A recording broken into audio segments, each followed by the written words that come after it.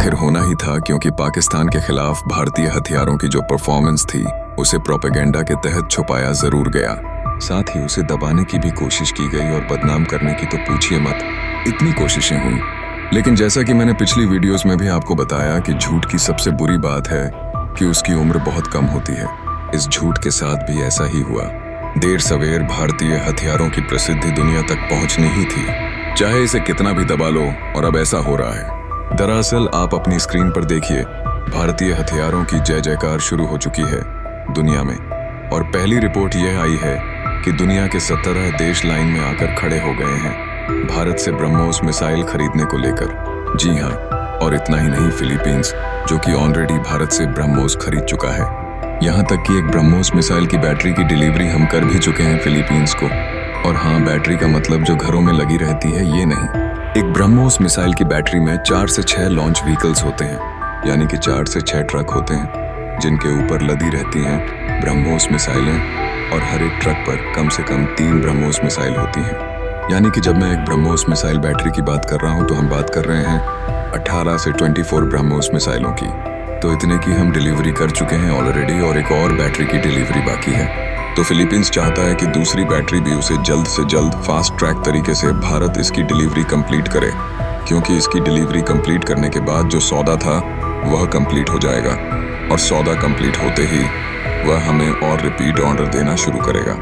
यानी कि जिसने खरीद लिए हैं वो और खरीदना चाहता है। और बाकी दुनिया के देश ब्रह्मोस का रुतबा देखकर, खास करके पाकिस्तान में जो परफॉर्मेंस दी है उसे देखकर लाइन में लग गए हैं और आपाधापी है लिटरली भारत से ब्रह्मोस मिसाइल खरीदने को लेकर। लेकिन सबसे मजे की बात पता है क्या है?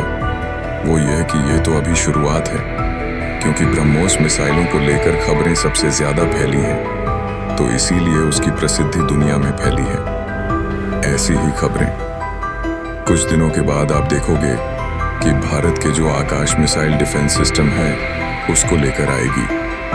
और यकीन मानिए, आकाश मिसाइल डिफेंस सिस्टम ना ब्रह्मोस का रिकॉर्ड तोड़ देगा।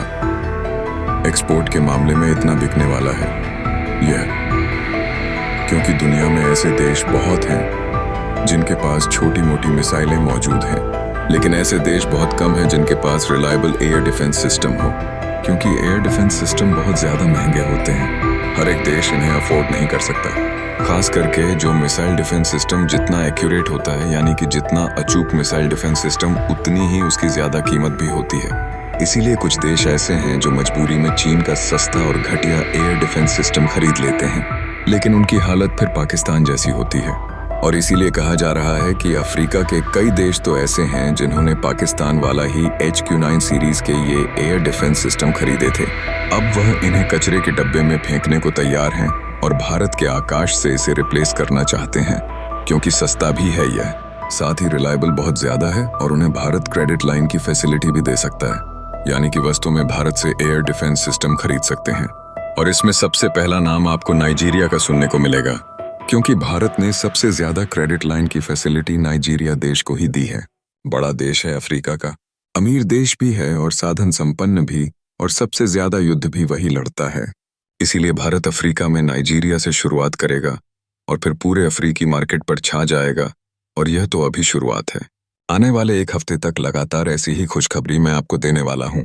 तैयार हो जाइए, और चैनल को सब्सक्राइब नहीं किया है तो तुरंत कर लीजिए, क्योंकि इससे भी बड़ी और इम्पोर्टेंट खबरें आने वाली